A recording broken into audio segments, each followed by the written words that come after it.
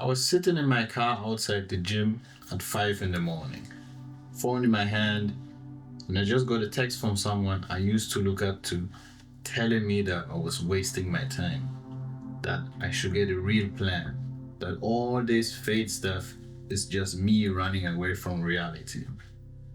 I sat there for a second, just put the phone down and walked into the gym anyway. That was 2 years ago. Look, if you are watching this, you've probably been there. You're trying to build something, you're trying to stay faithful, you're trying to do what God has called you to do, and everyone around you is questioning it. Your boys think you're being too serious. Your family is asking, when are you going to get a stable job? People who used to support you are now your loudest critics. And here's what nobody tells you. That pressure, it doesn't go away. You just get better at handling it. So in this video, I'm going to break down why obedience to God has to come before people's opinion. Just real talk from someone who's been through it. So let's get into it. Back then, I got fired from a marketing agency, not because I wasn't delivering, not because I was slacking. Someone just didn't like me. That's it. One person's opinion and my future was in their hands. I remember sitting there thinking, how did I all let this happen?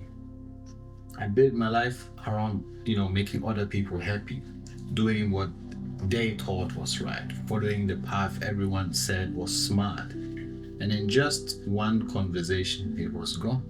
That's when it hit me. If you build your life on people's approval, you're building on sand, bro. One bad day, one person, and everything is gone.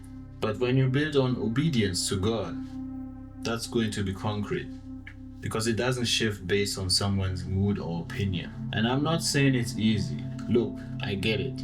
When you are sick of it, when people are questioning you, it feels personal. It feels like maybe they are right.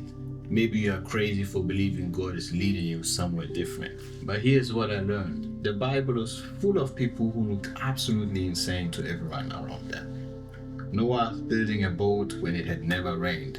Abraham leaving everything to go to a place he'd never seen.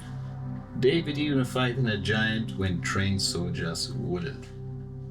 From the outside, they all look crazy, but they were obedient. When I started shifting my content from fashion to faith and discipline, people thought I lost it.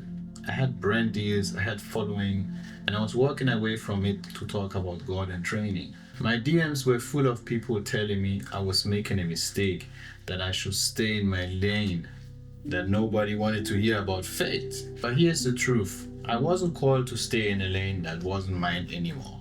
I was called to walk the path God put me in front of, even if it meant I was walking alone for a while.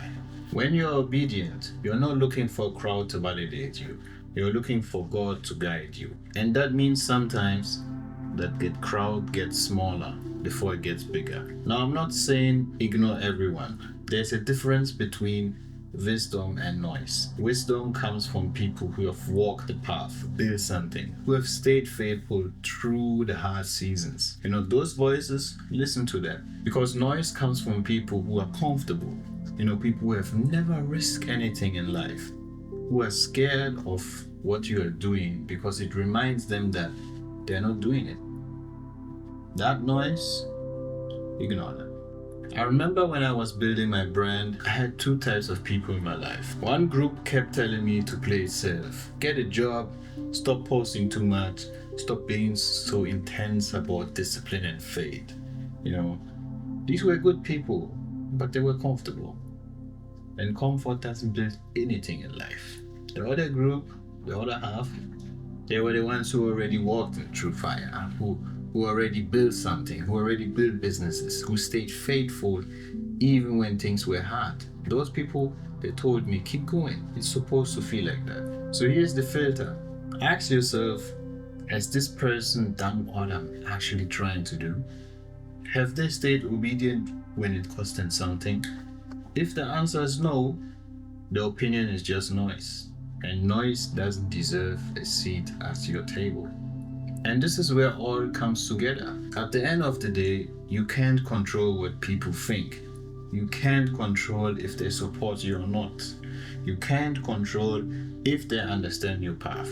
But what you can control is your obedience. I used to stress about what people thought.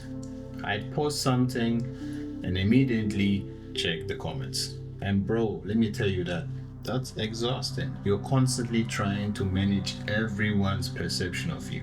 You are living for their validation instead of God's direction. When I stopped caring about people's opinions and started focusing on obedience, everything changed. Not because life got easier, for example, but because I got clearer. I knew what I was supposed to do, and I did it, whether people liked it or not. Your obedience to God is the only thing that matters, not your parents' approval, not your friends' opinion, not what people on the internet think. When you stand before God, He's not gonna ask you how many people liked your path.